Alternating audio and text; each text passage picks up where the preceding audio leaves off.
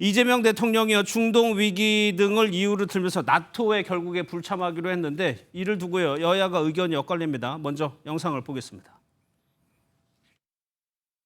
지금 만약에 우리가 조각이 잘 구성되어 있고 원활하게 여러 가지 대응 체계와 이런 것들이 준비가 되어 있다면 조금 더 여유가 있겠지만 이란이 호르무즈 해협을 봉쇄한다는 거 아니겠습니까? 우리나라 정유 원유의 99%가 거기를 통해서 오는데 이런 부분들 관련되어서 핵심 안보 컨트롤 타워인 대통령께서 안 계신다면 저희 여러 가지 더 불안한 증세가 있을 수 있기 때문에 전 지금에 있어서는 가장 현실적인 판단이었다고 생각합니다.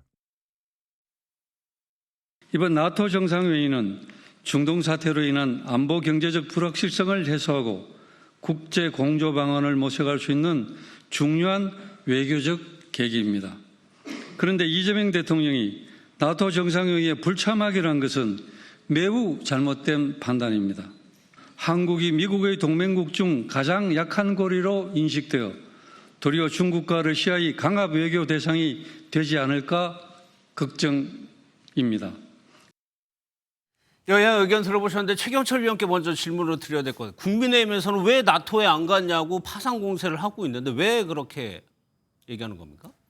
뭐 원론적인 입장인 것 같습니다. 예. 지금 뭐 중동에서 전쟁이 터졌고 중동에 전쟁이 터진 원인이 이란의 핵을 버리장머리를 고치겠다는 것 아닙니까? 예. 핵을 개발하는 것은 용인할 수 없다는 것이 트럼프의 입장으로 지금 확인이 됐는데 저희도 북한 핵 문제가 있는데 이런 상황에서 우방국들의 동향을 조금 알아봐야 되는 것이 대통령이 해야 할 급선무가 아닌가. 이것이 국민의힘 의원들의 생각이고 대다수 그 국민들도 그런 생각을 갖고 있는 것 같습니다. 지금 과거에는 유럽 본토에서 전쟁이 일어난 적이 뭐 사실 2차 대전 이후에 없었는데 예. 우크라이나에서 전쟁이 나서 지금 수년째 계속되고 있단 말입니다. 그러니까 이게 전쟁이 과거에는 희귀한 일이었다면 이제 전쟁이 언제든지 일어날 수 있다는 생각인 것 같으면 예. 우리 대통령께서 지금 집중해야 될 문제는 우리의 평화의 문제가 아닌가. 그렇다면 가서 미국도 좀 만나고 나토 회원국이 한 32개국이 되는데 미국 외에도 한 31개 나라도 좀 만나고 예. 이래서 그들은 어떤 생각을 하고 있고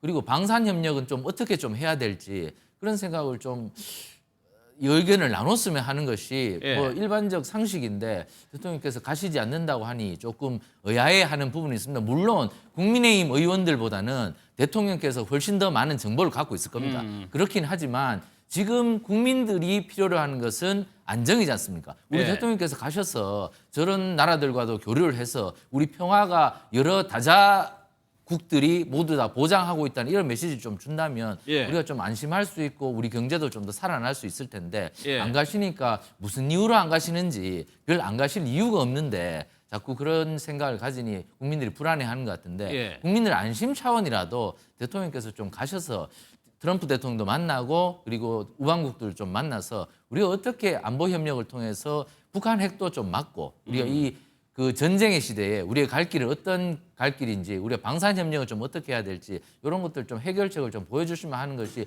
국민들의 일반적 바람일 텐데 예. 안 가시니까 좀 더 의아함이 더 큰 것 같아서 좀 예. 국민들이 좀 걱정하시는 것 같습니다. 그 국민의 예. 그 연장선에서 걱정 연장선에서 지금 야당 의원들께도 저런 얘기를 하는 것 좀 뭐 합리적인 뭐 판단인 예, 것 같습니다. 예. 국민의힘 의원들도. 여권에서는 나토 참석을 두고 조금 고민이 있었던 것 같아요. 네, 당초에는 대통령께서 가려고 했었거든요. 그런데 트럼프 대통령이 지금 이란 전쟁에 이제 개입하면서 벙커버스터를 날렸잖아요. 그런 측면에서 중동이 굉장히 위기에 있고 그래서 경제적으로 외환 시장이라든가 이런 부분에 있어서 좀 위기에 있습니다. 그래서 경제 문제를 좀 챙겨야 되겠다 이런 생각을 하신 것 같고 또 총리 인준이라든가 내각 인선 문제도 급하잖아요. 예. 이런 문제도 좀 있었던 것 같고 또 지금 나토 정상회의가 실은 이란 이스라엘 분쟁만 없었다라고 한다면 제대로 좀 치러졌을 건데 트럼프 전 대통령이 저번 G7 정상회의처럼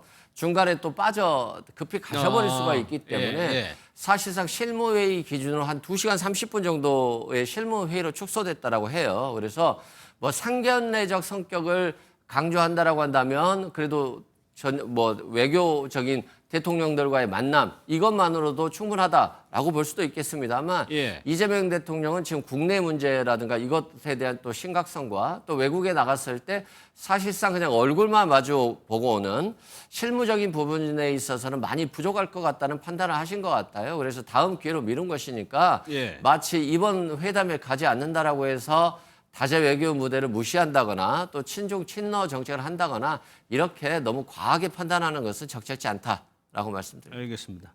조금 전에 대통령실에서 장관 후보자 11명을 발표했습니다. 꽤 큰 규모죠. 먼저 영상부터 보겠습니다. 이재명 대통령은 오늘 과학기술정보통신부 등 11개 부처 장관 후보자를 지명하고 국무총리실 국무조정실장을 임명하셨습니다. 배경훈 과학기술정보통신부 장관 후보자를 비롯해 조현 외교부 장관 후보자, 정동영 통일부 장관 후보자, 안규백 국방부 장관 후보자, 고노울 국가보훈부 장관 후보자, 송미령 농림축산식품부 장관 유임, 김성환 환경부 장관 후보자, 김영훈 고용노동부 장관 후보자, 강선우 여성가족부 장관 후보자, 전재수 해양수산부 장관 후보자, 한성숙 중소벤처기업부 장관 후보자 및 윤창열 국무조정실장입니다. 강훈식 비서실장의 발표 내용 보셨는데 저희가 이렇게 요약을 해놨습니다. 여러 명, 11명의 장관 후보자가 발표가 됐는데 예상이 됐던 분들도 있고 좀 의외인 분들도 있고 이 부위원장께서는 어떤 가장 큰 특징을 뭐라고 좀 볼 수가 있을 것 같아요? 일단 이번에 보면 기업인들이 굉장히 많이 들어갔어요. 네. 특히 AI 100조 투자를 통해서 우리나라의 어떤 인프라를 구축하겠다라고 했는데 네. 기업인들로는 한성숙 중기부 장관이라든가 배경훈 과기부 장관 이게 현직 네이버 전 대표라든가 LG AI 연구 원장 출신이거든요. 그런 측면이 있고요. 또 안규백 국방부 장관 후보자 같은 경우는 또 64년 만에 민간인이 민간인이에요. 국방부 장관이 되는 거거든요. 이건 이번에 비상계엄 사태를 통해서 군인들이 출세를 위해서는 대통령의 계엄 행위, 내란 행위 이런 불법 행위에도 적극 가담하는 모습들을 보여줬기 때문에 예. 민주주의에 대한 확고한 철학을 가지고 있는 군대를 양성하겠다 이런 의견을 표명한 것 같고 또 정동영 통일부 장관 같은 경우도 한 20년 전에 장관 하셨잖아요. 그렇죠. 그런 측면에서는 좀 신선하지 않다고 볼 수도 있습니다만 예. 그만큼 윤석열 정부 들어서 이런 통일 정책에 있어서 북한과의 대립이 굉장히 나빠졌기 때문에 예. 어떤 과거의 북한과의 인맥이라든가 경험 등을 깊게 살려가지고 예. 북한과의 관계를 좀 회복하고자 하는 그런 의지가 좀 크지 않았나 싶습니다. 예, 정동영 장관 후보자 같은 경우는 제가 아주 저연차 때 통일부 출입할 때 장관이었는데 다시 장관으로 돌아오셨어요. 최 의원께 그거 한번 권오을 후보자고요. 송미령 장관 후보자는 유임이 됐어요. 이것도 정치적인 메시지가 있어 보입니다. 이 부분은. 송미령 장관은 연구원 출신이기 때문에 뭐 다시 한번 직을 맡겨도 뭐 잘할 것 같다는 생각을 하신 것 같은데 조금 의외가 있죠. 이게 네. 헌정사상 처음으로 그 진보 정부에서 보수 정부로, 정권 교체가 됐을 보수 때. 정부에서 네. 진보 정부로 바뀌었을 때는 무조건 다 바뀌었고 보수 정부에서 보수 정부로 바뀌면서 김관진 국방부 장관이 그대로 유임된 사례는 있어요. 하지만 지금 장관이 이런 식으로 유임된 사례는 없었습니다. 그런데 지난 국회에서 또 양곡법이 굉장히 또 이슈가 됐었죠. 그랬죠. 그런데 양곡법에 반대했던 분이 또 유임을 시켰어요. 이런 거 보면은 조금 의도가 무엇인지 제가 농림부 저희 출입하는 세종의 기자한테 물어보니까 모두가 네. 미스터리라고 얘기를 한답니다. 아, 잘 모르겠죠. 예, 이게 왜 이런가? 특히 제가 아까도 말씀드렸다시피 양곡법 문제도 있는데 예. 이렇게 한 것 보면 이거는 조금 지지층들에게는 약간 이상한 의문을 좀 던지게 하는 건 아닌가. 이게 분명한 뭐 사실 농림부하고 마찰이 없었으면 모르겠는데 예. 사실 농림부하고 마찰이 있었단 말입니다. 그런데 또 이렇게 하는 것은 도대체 무슨 메시지인가 약간 애매모호한 부분을 던진 것 같아서 예. 이것은 이 인사의 의미는 조금 설명을 들어봐야 될 것 같아요. 저도 사실 뭐 굉장히 뭐 의아한 인사여서 예. 이건 뭐 출입 기자들도 도저히 해석이 불가능한 것인데 어쨌든 이 부분은 아마 추가로 설명을 하시겠죠. 근데 예. 이 부분은 민주당 지지자들한테 조금 그 아마 굉장히 좀 반발을 부를 수 있을 겁니다. 이게 왜 법안을 반대했던 민주당이 계속 법안을 밀어붙였다가 거부권 여러 번 행사를 당해서 예. 실질적으로 농민들에게 굉장히 뭐 혼란을 줬지 않습니까? 양곡법 때문에. 근데 이 장관님을 또다시 했다는 것은 뭐가 있어? 이렇게 자꾸 뭐 얘기를 하던데 모르겠습니다. 네. 뭔가 있겠죠. 하지만 설명의 의무가 필요한데 설명하기에는 조금 곤란할 것이다. 뭐 이렇게 볼 수 있겠고요.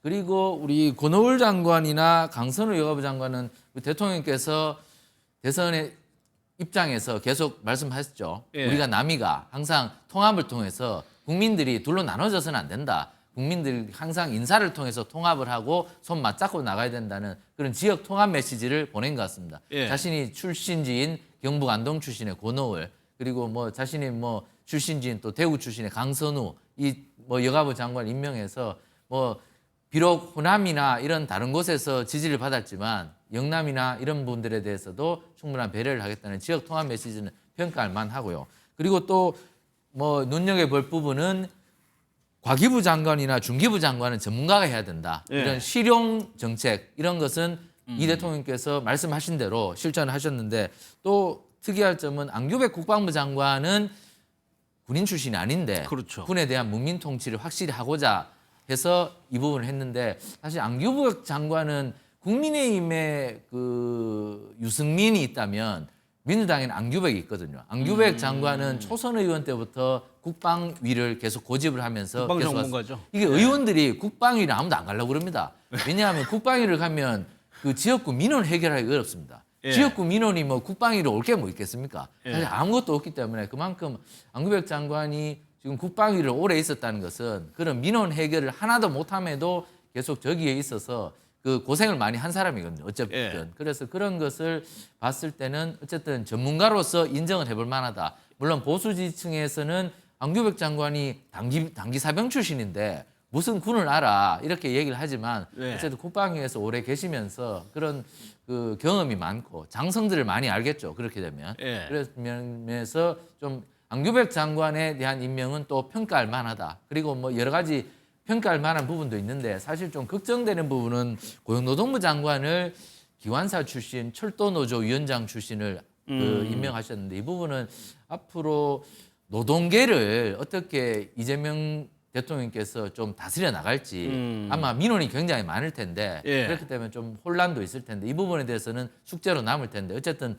물론 노동 현장을 잘 아시는 장관이니까 예. 그런 부분에 대해서는 이점이 있겠지만 사용자들과의 마찰 이런 부분 좀 걱정이 되는데 어쨌거나 뭐 여러 가지 많이 그 배려를 한 측면이 있어서 예. 이번 뭐 인선은 굉장히 뭐 통합의 측면 그리고 실용의 측면 이런 면에서는 뭐 좀 평가할 만하다 저는 이렇게 예. 평가하겠습니다. 여러 명 얘기 언급해 주셨는데 여기서 추가로 설명해 주실 분이 있으세요? 혹시? 아니 뭐 저도 보면 이번에 지역적인 안배도 잘 한 것 같아요. 네. 지역적인 안배도 잘했고 또 정치인들 같은 경우는 실무적으로 바로 투입할 수 있기 때문에 정치인들도 또 많이 임명을 했고 특히 전재수 해수부 장관 같은 경우는 지금 해수부를 부산으로 옮기겠다라고 하는 것인데 부산 출신의 지금 국회의원에게 해수부 장관을 맡겼다라고 하는 건 그것도 그런 의미가 있을 것 같고요. 예.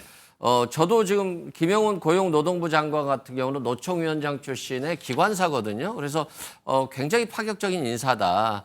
근데 이재명 대통령이 진보 정책이든 보수 정책이든 또 자신은 국민의 실용주의적으로 간다라고 했기 때문에 오히려 경제 정책에 있어서는 중도 보수적인 정책을 표방할 수도 있거든요. 그런 점에서는 오히려 뭐 고용노동부 장관이 기관사 출신이지만 예. 또 그런 부분에 있어서 이재명 대통령을 잘 맞추고 노동자들을 잘 설득한다라고 하면 예. 또 예상외의 조합이 될 수도 있겠구나라는 생각도 듭니다. 예. 지금까지 이재명 대통령이 뭐 후보 시절부터 대통령 시작하면서부터 강조했던 부분이 이번 인사에 다 하나씩 들어가 있는 것 같습니다.